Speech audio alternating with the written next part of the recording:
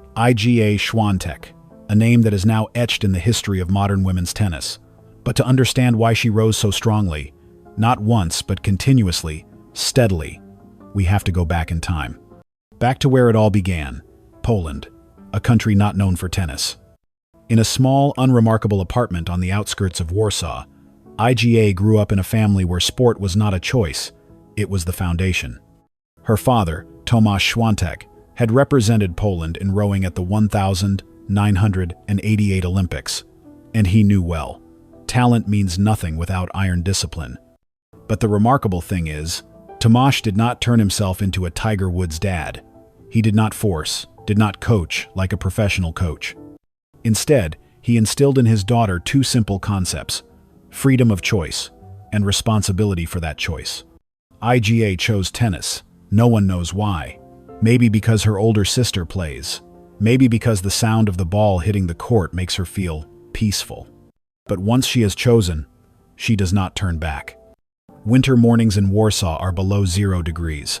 While you are sleeping in a warm blanket, Iga, only 8 years old, leaves home at 5 a.m., carrying a racket, a woolen hat, and the childish belief that, "Today I will play a little better than yesterday." No noise, no boasting. Iga has been the type of person who does things quietly since childhood. But every journey has a dark side. To become a professional athlete, she had to trade her childhood. No birthday parties, no social networks, no silly jokes like her peers.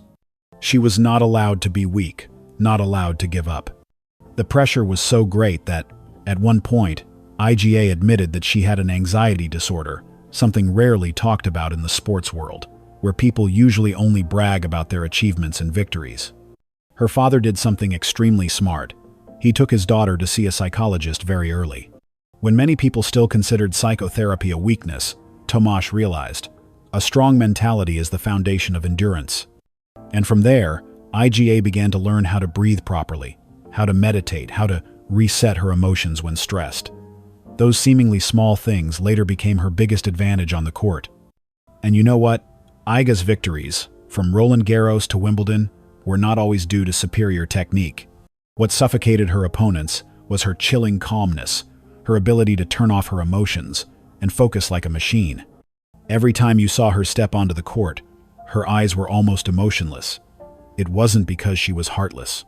That's because she had already processed all the emotions in advance, in her head, in her heart, and in the pre-match therapy session. From a girl with no expectations to a world champion, Iga never tried to stand out. She just tried not to fall. And perhaps, in the noisy world of sports, where everyone is shouting and promoting themselves, a quiet Iga is what makes her special. The end of today's story is not about trophies or rankings, but this truth. 2.